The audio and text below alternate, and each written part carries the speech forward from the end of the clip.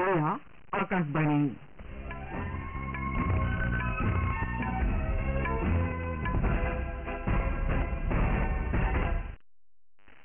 বাতৰি পঢ়িছো জুলি শৰ্মা বৰুৱাই এতিয়া প্ৰধান বাতৰিসমূহ হ'ল দেশত লোকসভা নিৰ্বাচনৰ পৰৱৰ্তী দুটা পৰ্যায়ৰ বাবে প্ৰচাৰ অভিযান পূৰ্ণ গতিত অব্যাহত আছে বিজেপিৰ জ্যেষ্ঠ নেতা তথা প্ৰধানমন্ত্ৰী নৰেন্দ্ৰ মোদীয়ে কৈছে যে জম্মু কাশ্মীৰত বিপুল হাৰত ভোটদান হৈছে আৰু এয়া গণতন্ত্ৰৰ মাপকাঠিৰূপে পৰিগণিত হৈছে ভাৰত বিশ্ব অৰ্থনৈতিক মঞ্চ 2024 বৰ্ষৰ ভ্ৰমণ আৰু পৰ্যটন উন্নয়ন সূচাংকত 39 সংখ্যক স্থানলৈ উন্নীত হৈছে উপ-ৰাষ্ট্ৰপতি জগদীপ ধনখৰ আজি ইৰাণৰ ৰাষ্ট্ৰপতি ডঃ ছয়িদ ইব্ৰাহিম ৰাইচি আৰু বিদেশ মন্ত্ৰী ডঃ হুছেইন আমিৰ আব্দুল্লাহিয়ানলৈ শোক প্ৰকাশৰ উদ্দেশ্যে দেশখনলৈ যাব আৰু কলকাতা নাইট ৰাইডাৰ্ছে IPL ক্ৰিকেট প্ৰতিযোগিতাৰ ফাইনেলত প্ৰৱেশ কৰিছে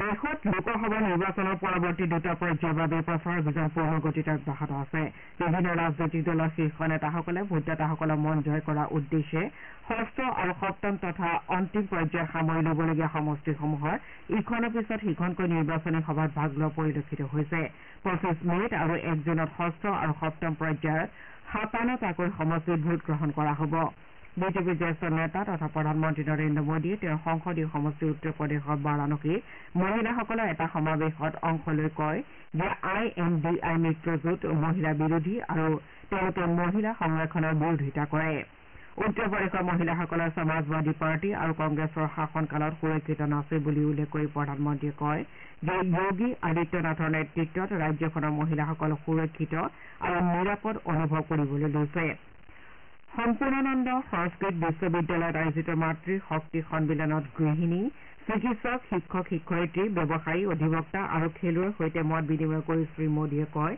যে বিগত 60 বছৰত কোনো চৰকাৰে মহিলাৰ বিষয়ে চিন্তা কৰা নাছিল যদিও বৰ্তমানৰ চৰকাৰে মহিলাসকলক গুৰুত্ব আৰোপ কৰি নীতি প্ৰস্তুত কৰাই নহয় বৰং তেওঁলোকক সংৰক্ষণ প্ৰদান কৰিছে ইয়াৰ আগেয়ে প্ৰয়াগৰাজত এটা ৰাজনৈতিক সমাৱেশত ভাষণ দি শ্ৰীমোদীয়ে বহুজন সমাজ পাৰ্টি আৰু সমাজবাদী পাৰ্টিয়ে অপৰাধী শক্তিসমূহক ৰক্ষণাবেক্ষণ দিয়া বুলি অভিযোগ তোলে প্ৰধানমন্ত্ৰীয়ে উত্তৰ প্ৰদেশত আজি আন দুখন নিৰ্বাচনী সভাত ভাগ ল'ব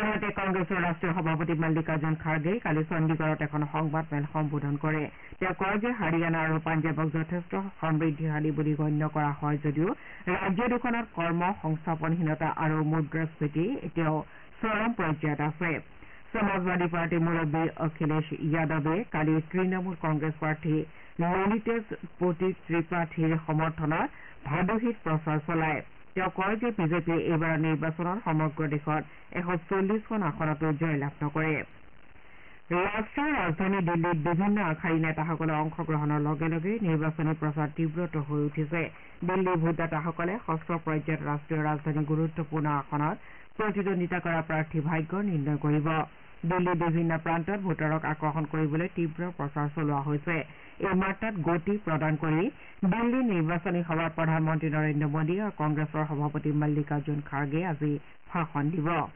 প্ৰধানমন্ত্ৰী মোদীয়ে বিজেপি প্ৰাৰ্থী কাৱালজিৎ ডেহৰাৱাতৰ হৈ দ্বাৰাকাত এখন ৰাজহুৱা সভাত ভাষণ দিয়াৰ বিপৰীতে কংগ্ৰেছৰ সভাপতি মল্লিকাৰ্জুন খাৰ্গে ভাৰতছোৱা ডেইৰীত এখন জনসভাত অংশগ্ৰহণ কৰিব শ্ৰীখাৰ্গে দলীয় প্ৰাৰ্থী উদিত ৰাজৰ হৈ প্ৰচাৰ চলাব বিজেপিৰ জ্যেষ্ঠ নেতা তথা কেন্দ্ৰীয় গৃহ আৰু সমবায় মন্ত্ৰী অমিত শ্বাহ আজি নিৰ্বাচনী প্ৰচাৰৰ উদ্দেশ্যে পশ্চিমবংগলৈ যাব ভ্ৰমণকালত শ্ৰীশ্বাহে কান্থী সংসদীয় সমষ্টিত এখন জনসভাত ভাগ ল'ব পাছত নেতাগৰাকীয়ে ঘাটল পুৰুলিয়া আৰু বাঁকুৰাত দলীয় প্ৰাৰ্থীৰ হকে প্ৰচাৰত ভাগ ল'ব একেদৰে বিজেপিৰ ৰাষ্ট্ৰীয় সভাপতি JP নাড্ডাই আজি কলকাতা উত্তৰ আৰু কলকাতা দক্ষিণ লোকসভা সমষ্টিত দলৰ হকে প্ৰচাৰ চলাব পাছত তেওঁ বাৰাছাত লোকসভা সমষ্টিৰ দলীয় প্ৰাৰ্থীৰ সমৰ্থনত এটা ৰোড শ্বত ভাগ ল'ব বিজেপিৰ জ্যেষ্ঠ নেতা তথা প্ৰধানমন্ত্ৰী নৰেন্দ্ৰ মোদীয়ে কৈছে যে জম্মু কাশ্মীৰত বিপুল হাৰত ভোটদান হৈছে আৰু ইয়াৰ গণতন্ত্ৰৰ মাপকাঠিৰূপে পৰিগণিত হৈছে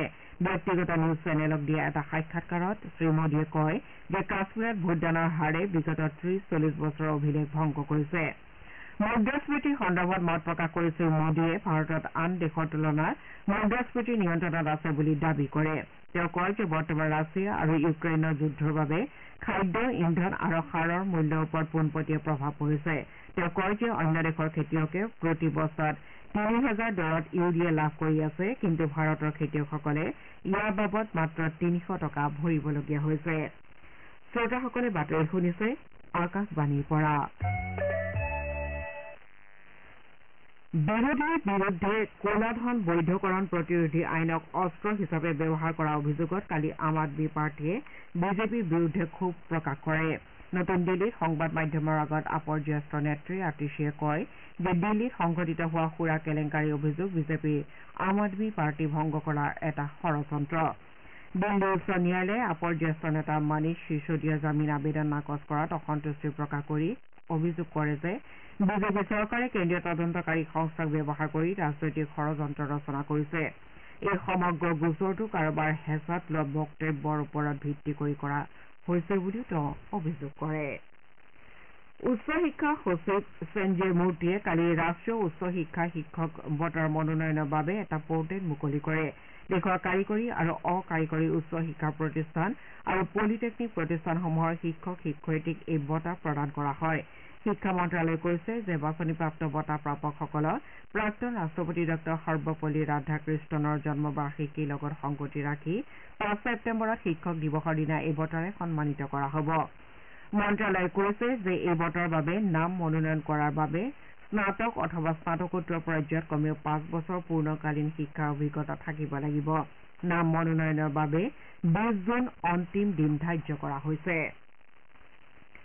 ভাৰত বিশ্ব অৰ্থনৈতিক মঞ্চৰ ২০২৪ বৰ্ষৰ ভ্ৰমণ আৰু পৰ্যটন উন্নয়ন সূচাংকত ৩৯ সংখ্যক স্থানলৈ উন্নীত হৈছে। আমেৰিকা যুক্তৰাষ্ট্ৰ এই তালিকাত শীৰ্ষত আছে। দক্ষিণ এছিয়াৰ নিম্ন মধ্য আয়ৰ অৰ্থব্যৱস্থাসমূহৰ ভিতৰত ভাৰত শীৰ্ষত আছে। ইয়াৰ পূৰ্বে ২০২১ বৰ্ষত প্ৰকাশ পোৱা এই সূচাংকত ভাৰত ৫৪ সংখ্যক স্থান আছিল। উপ ৰাষ্ট্ৰপতি জগদীপ ধনখৰে আজি ইৰাণ ভ্ৰমণ কৰিব। ভ্ৰমণৰ সময়ছোৱাত তেওঁ যোৱা দেওবাৰে হেলিকপ্টাৰ দুৰ্ঘটনাত মৃত্যুবৰণ কৰা ইৰাণৰ ৰাষ্ট্ৰপতি ডঃ ছৈয়দ ইব্ৰাহিম ৰাইচি, বিদেশ মন্ত্ৰী ডঃ হুছেইন আমিৰ আব্দুল্লাহিয়ান আৰু ইৰাণৰ অন্যান্য বিষয়াসকলৰ শোকসভাৰ এটা আনুষ্ঠানিক অনুষ্ঠানত অংশগ্ৰহণ কৰিব। ৰাষ্ট্ৰপতি শ্ৰীমতী দ্ৰৌপদী মুৰ্মু আৰু প্ৰধানমন্ত্ৰী নৰেন্দ্ৰ মোদীয়ে ইৰাণ চৰকাৰ আৰু জনসাধাৰণৰ প্ৰতি সমবেদনা জ্ঞাপন কৰিছে। বিদেশ মন্ত্ৰী ডঃ এছ জয়শংকৰে কালি নতুন দিল্লীত ইৰাণৰ ইছলামিক গণৰাজ্য দূতাবাস পৰিদৰ্শন কৰি দেশৰ হৈ শোক প্ৰকাশ কৰে। ভাৰতে কালি এদিনীয়া ৰাষ্ট্ৰীয় শোক পালন কৰে। কলকাতা নাইট ৰাইডাৰ্ছে যোৱা নিশা আহমেদাবাদৰ নৰেন্দ্ৰ মোদী ষ্টেডিয়ামত অনুষ্ঠিত IPL ক্ৰিকেট প্ৰতিযোগিতাৰ প্ৰথমখন কোৱালিফায়াৰত ছানৰাইজাৰ্ছ হায়দৰাবাদক ৮ উইকেটত পৰাস্ত কৰি ফাইনেলত স্থান নিশ্চিত কৰে। কলকাতা নাইট ৰাইডাৰ্ছে মাত্ৰ ১৬০ ৰানৰ বিজয় লক্ষ্যৰে খেলা আৰম্ভ কৰি ১৩ অভাৰ আৰু ৪টা বলত ২টা উইকেট হেৰুৱাই ১৬৪ ৰান কৰে। কলকাতাৰ হৈ অধিনায়ক শ্ৰেয়াছ আয়াৰে ২৪টা বলত ৫৮ ৰান আৰু ভেংকটেশ আয়াৰে ২৮টা বলত ৫১ ৰান কৰি আউট নোহোৱাকৈ থাকে। ইয়াৰ পূৰ্বে ছানৰাইজাৰ্ছ হায়দৰাবাদে টছত জিকি প্ৰথমে বেট ধৰাৰ সিদ্ধান্ত লৈ ১৯ অভাৰ আৰু ৩টা বলত আটাইকেইটা উইকেট হেৰুৱাই ১৫৯ ৰান কৰে। প্ৰতিযোগিতাত আজি একেখন ষ্টেডিয়ামত হ'বলগীয়া এলিমিনেটৰ খেলখনত ৰয়েল চেলেঞ্জাৰ্ছ বেংগালুৰু ৰাজস্থান ৰয়েলছৰ সন্মুখীন হ'ব। এই খেলখনত জয়লাভ কৰা দলটোৱে শুকুৰবাৰে হ'বলগীয়া দ্বিতীয়খন কোৱালিফায়াৰত খেলাৰ সুযোগ লাভ কৰিব। দেওবাৰে প্ৰতিযোগিতাৰ চূড়ান্ত খেলখন অনুষ্ঠিত হ'ব। ভাৰতীয় পুৰুষ আৰু মহিলা দলে কালি থাইলেণ্ডৰ বেংককত অনুষ্ঠিত এছিয়ান ৰিলে চেম্পিয়নশ্বিপৰ 4x400 মিটাৰ ৰিলে দলৰ 2টা ৰূপৰ পদক অৰ্জন কৰে। Mohammad Anas ছাহিয়া, T Santosh Kumar, major চাকো কুৰিয়ন আৰু ৰাজীৱ অৰুকিয়াক লৈ গঠিত ভাৰতীয় দলটোৱে পুৰুষ শিতানত দ্বিতীয় স্থান দখল কৰিবলৈ সক্ষম হয়। উল্লেখযোগ্য যে ভাৰতৰ পুৰুষ আৰু মহিলাৰ ৰিলে দলে ইতিমধ্যে পেৰিছ অলিম্পিকলৈ যোগ্যতা অৰ্জন কৰিছে। বাতৰি শেষ কৰাৰ আগেয়ে প্ৰধান বাতৰি কেইটামান আকৌ এবাৰ পঢ়ি দিছো। দেশত লোকসভা নিৰ্বাচনৰ পৰৱৰ্তী 2টা পৰ্যায়ৰ বাবে প্ৰচাৰ অভিযান পূৰ্ণগতিত অব্যাহত আছে। বিজেপিৰ জ্যেষ্ঠ নেতা তথা প্ৰধানমন্ত্ৰী নৰেন্দ্ৰ মোদীয়ে কৈছে যে জম্মু কাশ্মীৰত বিপুল হাৰত ভোটদান হৈছে আৰু ইয়াক গণতন্ত্ৰৰ মাপকাঠি ৰূপে পৰিগণিত হৈছে। ভাৰত বিশ্ব অৰ্থনৈতিক মঞ্চ 2024 বৰ্ষৰ ভ্ৰমণ আৰু পৰ্যটন উন্নয়ন সূচ্যাংকত 39 সংখ্যক স্থানলৈ উন্নীত হৈছে আৰু কলকাতা নাইট ৰাইডাৰ্ছে IPL ক্ৰিকেট প্ৰতিযোগিতাৰ ফাইনেলত প্ৰৱেশ কৰিছে। এতিয়া বাতৰি ইমানতে শেষ হ'ল।